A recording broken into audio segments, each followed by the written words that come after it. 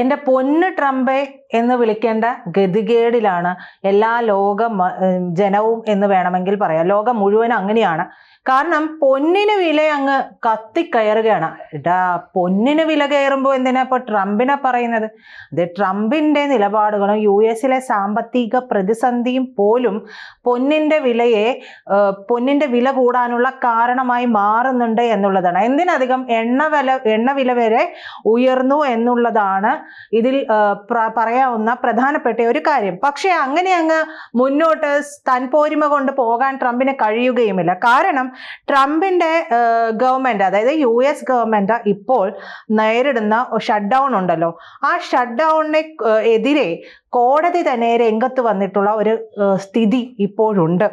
എവിടെയാണ് ട്രംപിന്റെ ഈ സർക്കാർ ജീവനക്കാരെ മുഴുവൻ കൂട്ടത്തോടെ പിരിച്ചുവിടാനുള്ള ഒരു നീക്കം നടത്തിയിരുന്നു.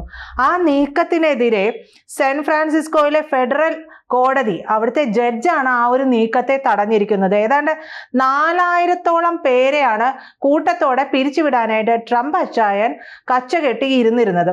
പക്ഷെ അതിനെതിരെ ഇപ്പോൾ കോടതി രംഗത്ത് വരുന്ന ഒരു കാഴ്ച, ഇനി 4000 പേരെ അല്ല 10,000-ഓളം പേരെ അവിടെ കൂട്ടത്തോടെ പിരിച്ചുവിടാനുള്ള നീക്കം നടന്നിരുന്നു എന്നുള്ളത് കൂടി വരുന്നുണ്ട്.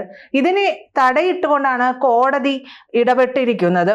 കൂടുതൽ വാർത്തകളും വിശേഷങ്ങളും നിങ്ങളിലേക്ക് എത്താൻ ABC മലയാളം സബ്സ്ക്രൈബ് ചെയ്യുക, ബെൽ ബട്ടണും അമർത്തുക.